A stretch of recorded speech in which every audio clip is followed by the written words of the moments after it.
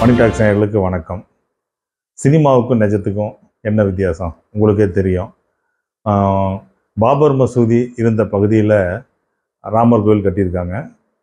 அதனுடைய கும்பாபிஷேகத்துக்கு ரஜினிகாந்த் அவர்கள் போயிட்டு சொல்கிறாரு, இது மாதிரி எனக்கு என் வாழ்க்கையில் கிடைச்ச மிகப்பெரிய பாக்கியம் இந்த கும்பாபிஷேகத்தில் கலந்துக்கிட்டது அப்படின்னு. அந்த ரஜினிகாந்த் நடிச்சிருக்கிற படம் தான் லால் சலாம். இந்த படத்தில் முஸ்லீம் மக்களுடைய ஒரு தலைவராக நடிச்சிருப்பார். அது மட்டும் இல்லாமல் ரஜினிகாந்தோடைய சினிமா கேரியர்லேயே உங்களுக்கே தெரியும், மிகப்பெரிய வெற்றி அடைஞ்ச படம் பாட்ஷா. அந்த பாட்ஷா யாருன்னு பார்த்தா ரஜினிகாந்தோடைய நண்பனுடைய பேரை அவர் வச்சுக்கிட்டு அவர் அங்கே இஸ்லாமியத்தை சார்ந்தவராக மும்பையில் நடிச்சிருப்பார். இப்போ தெரிஞ்சிருச்சா உங்களுக்கு நிஜம் என்ன சினிமா என்னன்னு? இதை தான் இந்த படத்தினுடைய இசை வெளியீட்டு விழாவில் ரஜினிகாந்தோடைய மகன் சொன்னாங்க. இந்த படத்தினுடைய டைரக்டர் ஐஸ்வர்யா ரஜினிகாந்த், எங்கள் அப்பா சங்கு இல்லை அப்படின்னு. யாரும் கேட்கவே இல்லை, அவங்களே சொன்னாங்க.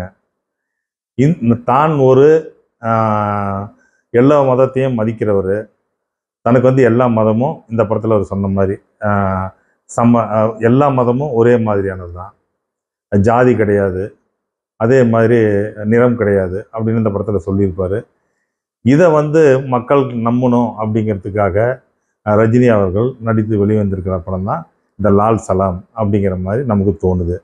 லால் சலாம் இந்த படத்தினுடைய கதையை நீங்கள் ஒரே வரியில் சொல்லணும்னு வச்சிங்களேன், உலகத்தில் இந்து முஸ்லீம்னு கிடையாது, ஒஸ்தியான ஜாதி ஒடுக்கப்பட்ட ஜாதின்னு கிடையாது, எல்லாமே ஒரே ஆளுங்க தான், எல்லாமே ஒரே எண்ணம் தான் அப்படின்னு சொல்லிட்டு அவருக்கு அடுத்து ஒன்று சொல்கிறாரு. உங்களுக்கு ஒரு விஷயம் புரியவே இல்லை, இந்தியா பாகிஸ்தான் பிரிவினையின் போது பாகிஸ்தானுக்கு போக முடியாத முஸ்லீம்லாம் இங்கே இருந்துட்டாங்க. அதுக்கு காரணம் என்னென்னா, இந்தியா என்னுடைய மண், இந்தியா நான் பிறந்த பூமி, அதனால் நான் இங்கே விட்டு போக முடியாதுன்னு இருக்காங்க, அவங்க தான் நாங்கள், எங்கள்கிட்ட பிரிவினை பார்க்குறீங்க அப்படின்னு சொல்லி ரஜினிகாந்த் அவர்கள் யார் பிரிவினை உருவாக்குறாங்களோ அவங்கள பார்த்து அந்த ஒரு கேள்வி கேட்பார். இந்த கேள்வி அவங்களுக்கு மட்டும் கிடையாது, ரஜினிகாந்த் அவர்களுக்கும் பொருந்தும். சரி, இந்த படத்தினுடைய கதை என்னன்னு பார்ப்போம். ரஜினிகாந்தும் அவருடைய நண்பர் லிவிங்ஸ்டனும் கள்ளக்குறிச்சி மாவட்டத்தில் அந்த பகுதியில் சின்ன வயசுலேருந்து பயங்கர ஃப்ரெண்ட். அவங்க ரெண்டு பேரும் அண்ணன் தம்பி மாதிரி இருப்பாங்க. அந்த ஊரில் பார்த்திங்கன்னா முஸ்லீம் மக்கள் தான் ரொம்ப ஜாஸ்தியாக இருப்பாங்க, இந்துக்கள் கொஞ்சம் குறைவாக தான் இருப்பாங்க. ரெண்டு பேரும் பார்த்திங்கன்னா அண்ணன் தம்பி மாதிரி வாழ்ந்துக்கிட்டு இருப்பாங்க. இவருடைய லிவிங்ஸ்டனுடைய மகன் தான் விஷ்ணு விஷால், ரஜினிகாந்தோடைய மகன் விக்ராந்த். சின்ன வயசுலேருந்தே விஷ்ணு விஷாலுக்கு ரஜினிகாந்தே அவங்க பையனை பிடிக்கவும் பிடிக்காது, எப்போ பார்த்தாலும் முறைச்சிக்கிட்டே இருப்பாங்க. பெருசாகிற காலகட்டத்தில் அவர் லிவிங்ஸ்டன் இறந்துருவார். அப்போ ரஜினிகாந்த் சொல்லுவார், லிவிங்ஸ்டனுடைய ஒய்ஃப் தான் அவங்ககிட்ட போய் சொல்லுவார், ஏம்மா இனிமேல் இவன் உனக்கு மட்டும் மகன் கிடையாது, இவன் என்னுடைய மகனும் கூட, இறந்தது என் தம்பி மாதிரி, என் சகோதரன் மாதிரி, அதனால் எனக்கு இனிமேல் 2 பசங்க, நீ ஒன்றும் கவலைப்படாது அப்படின்னு சொல்லுவார். சொல்லிட்டு உடனே அவர் பாம்பேக்கு அங்கே போயிட்டு பிஸ்னஸில் பெரிய ஆள் ஆயிடுவார். இங்கே விஷ்ணு விஷால் வளர்ந்து இவரும் பெரிய ஆள் ஆயிடுவார். இங்கே அவர் கிரிக்கெட்டில் மிகப்பெரிய ஆளாக இருப்பார். விஷ்ணு விஷால் கிரிக்கெட்டில் யாரும் ஜெயிக்க முடியாது அவங்க டீமை. அவங்க கிராமத்தில் இருக்கிற ஒரு ஒடுக்கப்பட்ட மக்கள் மாதிரி காட்டியிருப்பாங்க. அது தெளிவாக சொல்லியிருக்க மாட்டாங்க, அது மாதிரி காட்டியிருப்பாங்க. மும்பையில் பார்த்தீங்கன்னா விக்ராந்த் ரஞ்சி டிராஃபிக்கில் விளையாடுற அளவுக்கு தகுதியான ஒரு கிரிக்கெட் பிளேயராக இருப்பார். இப்போ பார்த்தீங்கன்னா எல்லா வருஷமும் இங்கே கிராமத்தில் இவரே ஜெயிச்சிட்ருக்கார், விஷ்ணு விஷாலே ஜெயிச்சிட்ருக்கிறாங்கிறதுனால அவருக்கு ஆப்போசிட்டாக ஆடுற இஸ்லாமிய குரூப்பில் என்ன பண்ணுவாங்கன்னா, இந்த ஒரு ட்ரிப் விக்ராந்தை ஆடி கொடுத்துட்டு போக சொல்லுவாங்க. அவரும் மும்பையிலேருந்து வருவார், விளையாடுவாங்க. விளையாண்டோடனே இதுலேயும் பார்த்தீங்கன்னா அவங்க விஷ்ணு விஷால் டீம் தான் ஜெயிச்சிடும். விக்ராந்துக்கு ரொம்ப சங்கடமாக போயிடும். ஒன்று விக்ராந்த் என்ன சொல்லுவார்னா, அவருக்கு ரொம்ப ஈகோ டச் ஆயிடும். சின்ன வயசுலேருந்தே 2 பேர்த்துக்கு பிடிக்காத 2 பேரும் அடிச்சுக்குவாங்க. இந்த காலகட்டத்தில் அவர் சொல்லுவார், ஒவ்வொரு வருஷமும் இந்த ஊருடைய திருவிழா அன்னைக்கு தானே நம்ம கிரிக்கெட் மேட்ச் நடத்துகிறோம், இந்த ட்ரிப் நீங்கள் சந்தனக்கூடு விழா அன்னைக்கு ஒரு கிரிக்கெட் மேட்ச் நடத்துங்க, இந்த மேட்ச்சில் நான் எப்படியாவது கண்டிப்பாக விஷ்ணு விஷால் டீமை ஜெயிச்சு காட்டுறேன் அப்படின்னு சொல்லி இந்த இஸ்லாமிய குரூப்பை சேர்ந்தவங்கள்ட்ட சொல்லுவார். அவங்களும் போட்டியை கண்டெஸ்ட் பண்ணிடுவாங்க. கண்டெஸ்ட் பண்ண உடனே ரஜினிகாந்த் இதை பார்க்கறதுக்காக மும்பையிலேருந்து வருவார். வந்தோடனே போட்டி நடக்கும். போட்டி நடக்க ஆரம்பிக்கும் போது அங்கே விளம்பரப்படுத்துறதே ஒரு அசௌகரியமான சூழலை உருவாக்குற மாதிரி விளம்பரப்படுத்துவாங்க, ஒரு கலவரத்தை உருவாக்குற மாதிரி விளம்பரப்படுத்திட்டு இருப்பாங்க. இது சாதாரண மேட்ச் கிடையாது, இந்தியா பாகிஸ்தான் மாதிரி மேட்ச்சு, இது இம்ரான் கானும் கபில் தேவும் ஆடுற மாதிரியான மேட்ச் அப்படின்னு விளம்பரப்படுத்திட்டு இருப்பாங்க. அதே ரஜினிகாந்த் கண்டிச்சுட்டு, இந்த மேட்ச்சு தான் நடக்கலன்னா என்ன, சகோதரர்களாக இருந்த நம்ம எல்லாத்தையும் பிரிக்கிற மாதிரி இந்த சூழல் இருக்குது அப்படின்னு சொல்லுவார். எல்லோரும் அங்கே இருக்கிறவங்களாம் கேட்டவங்க, இது மேட்ச்சு தான், ஒன்றும் பிரச்சனை இல்லைன்னு. இந்த காலகட்டத்தில் பார்த்தீங்கன்னா அந்த ஏரியாவில் வந்து விவேக் பிரசன்னா அவருடைய மாமா தான் வந்து பார்த்தீங்கன்னா பிரசிடண்ட். அவர் ஜெயிக்கணுங்கிறதுக்காக இந்த இந்து முஸ்லீம்கள் ஒற்றுமையாக தான் நம்மளை தோக்கடிச்சுக்குவாங்க, இவங்களை எப்படியாவது நம்ம வந்து கலவரத்தை உருவாக்கி இந்த கிரிக்கெட் மேட்ச்லேருந்து இவங்களை வந்து நம்ம பிரிச்சிடணும் அப்படிங்கிறதுக்காக விவேக் பிரசன்னா வந்து ஒரு பிளான் வச்சுருப்பாரு. என்னன்னு பார்த்தீங்கன்னா இந்த மேட்சை வந்து முடிகிற தருவாயில் வந்து ஒரு பெரிய கலவரத்தை உருவாக்குன்னு. அதே மாதிரி மேட்ச் ஆரம்பிக்கும். அப்போ வந்து விஷ்ணு விஷாலுக்கு வந்து சாராயத்தை ஊற்றிட்டுருவாங்க. இருந்தாலும் அவர் வந்து அடிச்சுட்டு வந்து பயங்கரமாக விளையாண்டு மேட்ச் ஜெயிக்கிற காலகட்டத்தை கொண்டு வரும்போது விக்ராந்தனுடைய டீம் வந்து ஜெயிச்சிடும். ஆனால் வந்து அது ஜெயிக்கலை அப்படின்னு சொல்லி இவங்கெல்லாம் ஒரு டீமை கிரியேட் பண்ணி ஒரு கலாட்டாவை கிரியேட் பண்ணி பெரிய கலவரமே உருவாயிரும். அந்த கலவரத்தில் வந்து பார்த்தீங்கன்னா விஷ்ணு விஷால் வந்து விக்ராந்தன் நேரடியாக அட்டாக் பண்ணிப்பாங்க. அப்போ வந்து அவர் கையில் ஒரு சின்னதாக வெட்டுவார். வெட்டினோன்னே அந்த வெட்டை பெருசாக்கி அதை செப்டிக் ஆகிற மாதிரி வச்சு கையவே எடுக்க வச்சிருவார் விவேக் பிரசன்னா. இதனால் ரஜினிகாந்த் பயங்கர டென்ஷன் ஆகிடுவார். தன்னுடைய மகன் இங்கிருந்து பாம்பேக்கு போனோன்னா அங்கே ரஞ்சி டிராஃபிக் ஆடக்கூடிய தகுதியில் கூட தன்னுடைய மகனுடைய கையே போயிடுச்சு, இது காரணம் விஷ்ணு விஷாலும் அவனுடைய ஃப்ரெண்ட்ஸுங்க தான் அப்படின்னு. இப்போ வந்து பார்த்திங்கன்னா அந்த ஊரில் வந்து இந்து முஸ்லீம்கள் பிரிவினை உருவாயிடும். அதுக்கு அடுத்தது வரப்போ இவர் விவேக் பிரசன்னானுடைய பாலிடிக்ஸ்னால அவருடைய குள்ளநரித்தனத்தால் அந்த ஊரில் வந்து திருவிழாவும் நடக்காமல் போயிடும்.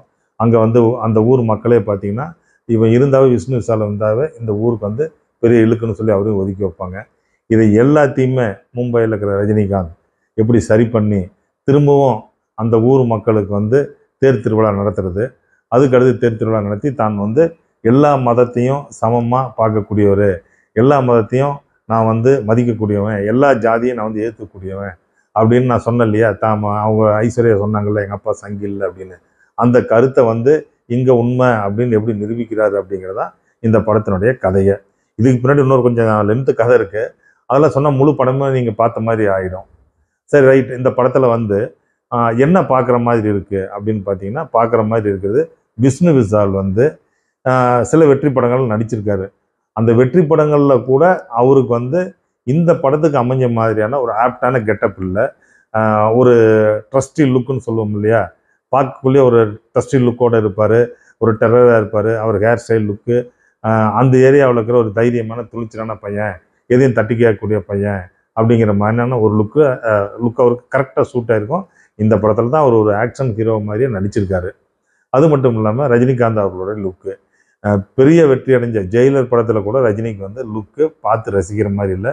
இந்த படத்தில் அவரோட லுக்கும் கெட்டமும் சூப்பராக அமைஞ்சிருக்கும். ஒவ்வொன்றுக்கும் அவர் வந்து அந்த தொப்பி போட்டுட்டு அந்த முஸ்லீம்னுடைய தலைவர் மாதிரியான அந்த கெட்டப்பில் வெளியே வரும்போதெல்லாம் பார்க்கும்போது நமக்கு சூப்பர் அப்படின்னு தோணுது. அவங்க பொண்ணு சொன்ன மாதிரியே அவர் சங்கி இல்லாத மாதிரி தான் தோணுது. ஆனால் நிஜ வாழ்க்கையில் அவர் பண்ணுற செயல்பாடுகள்லாம் வேறு மாதிரி இருக்குன்னு உங்களுக்கே தெரியும். அதுக்கு அடுத்து பார்த்தீங்கன்னா இந்த படத்தில் வந்து சொல்லக்கூடிய விஷயங்கள் செந்தில் குறிப்பாக சொல்லுவார். ஒரு கிராமத்தில் வயதான ஒரு பெரியவருடைய ஏக்கம், இன்றைக்கி இருக்கிற கிராமங்களில் இருக்கிற வயதான பெரியவர்களுடைய ஒவ்வொருத்தருடைய ஏக்கமும் அந்த செந்திலுடைய டைலாக் இருக்குது. நான் உயிர் வாழ்கிறதே வருஷம் நடக்கிற 2 நாள் நடக்கிற இந்த திருவிழாவில் என் பேரனை என் பையனை பார்க்குறதுக்கு தான்ப்பா அப்படின்னு செந்தில் சொல்லுவார். அதுக்கு அடுத்தது பார்த்தீங்கன்னா தம்பி ராமையாவோடைய கேரக்டரைசேஷன். இந்த மாதிரி இந்த படத்தில் கேரக்டரைசேஷன் கெட்டப் இது எல்லாத்தையுமே சரியாக பண்ணியிருக்காங்க. இந்த படம் கண்டிப்பாக வந்து ஒரு பெரிய வெற்றி படம்னு சொல்ல முடியாது. வெற்றிக்கான இடத்த கூட இந்த படம் நெருங்கலில் தான் சொல்லணும் நம்ம. என்ன காரணம் அப்படின்னு பார்த்தீங்கன்னா, இந்த படத்தில் வந்து எடுத்துக்கிட்ட விஷயங்கள் நிறையா, அதை கோர்வையாக திரைக்கதையாக சொல்ல அவங்களால முடியல.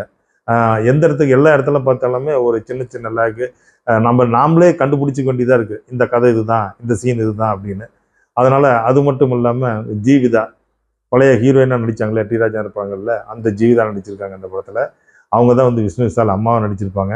அவங்க நடிக்கிற நடிப்பு, அவங்க கொடுக்குற ரியாக்ஷன் இது எல்லாமே சம்மந்தமே இல்லாமல் பொருத்தமே இல்லாத பயங்கரமாக இருக்குது அவங்களுடைய ரியாக்ஷன் ஒவ்வொன்றுமே. சரி ரைட் ஓகே. இந்த படத்தில் ஏஆர் ரஹ்மானுடைய மியூசிக் எப்படி இருக்குன்னு பார்த்தீங்கன்னா, பாட்டு அதுக்கடுத்து ரீரெக்கார்டிங் இது எல்லாமே வந்து பெருசாக சொல்லிக்கிற மாதிரி இல்லை. ஏன்னா ரஹ்மானுக்கு அந்த அளவுக்கு வாசிக்கிற அளவுக்கான களம் இந்த படத்தில் கிடைக்கல, அதுதான் வந்து உண்மை. மற்றபடி இந்த படத்தில் நடித்த எல்லா ஆர்டிஸ்டும் சொல்லிவிட்டு அவங்க எல்லாமே கெட்டப் வைஸ் கேரக்டரைசேஷன் வைஸ் கரெக்டாக இருக்குது. ஐஸ்வர்யா ரஜினிகாந்த் அவங்க என்ன நினச்சிருக்காங்கன்னா, தான் வந்து ஒரு பெரிய செலிபிரிட்டியோட பொண்ணு, தான் இருக்கிறது வெளியே தெரிஞ்சுக்கணும் அப்படிங்கிறதுக்காக தான் ரொம்ப ஈஸி, தான் ஒரு இயக்குனர்னு போட்டுக்கிட்டால் ஒன்றும் பிரச்சனையே கிடையாது, வெளியே தெரிஞ்சிடும் அப்படிங்கிறதுக்காக அவங்க இந்த படத்தை வந்து இயக்கியிருக்காங்க அப்படின்னு தான் தோணுது நமக்கு. ஏன்னா இயக்குனருக்கான டச்சு, இயக்குனருக்கான இடம்னு இந்த படத்தில் எதுவுமே கிடையாது. இந்த படத்தினுடைய திரைக்கதை ஆசிரியர் வந்து விஷ்ணு ரங்கசாமி.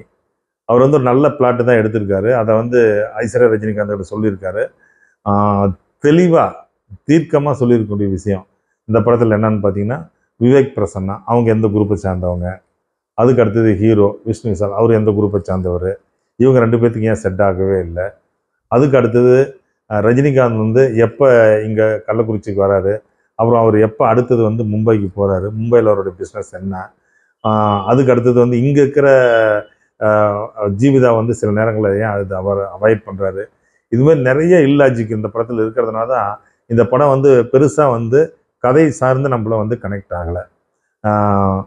மணி டாக்ஸ் நேயர்களே, இந்த ரிவ்யூ வந்து நாங்கள் வேற ஒரு கோணத்துலேருந்து உங்களோட சொல்லியிருக்கோம். ரஜினிகாந்த் அவர்களுடைய நிஜ வாழ்க்கை, அவருடைய பயணம் எப்படி இருக்குது, சினிமா வாழ்க்கை பயணத்தில் அவர் எப்படிலாம் வந்து தன்னை வந்து தன்னுடைய பேர் வந்து வேறு மாதிரி உணரப்படணுங்கிறதுக்காக பண்ணியிருக்காருங்கிறது சொல்லியிருக்கோம். இந்த விமர்சனம் உங்களுக்கு பிடிச்சிருந்தா நீங்கள் லைக் பண்ணுங்கள், ஷேர் பண்ணுங்கள், சப்ஸ்கிரைப் பண்ணுங்கள்.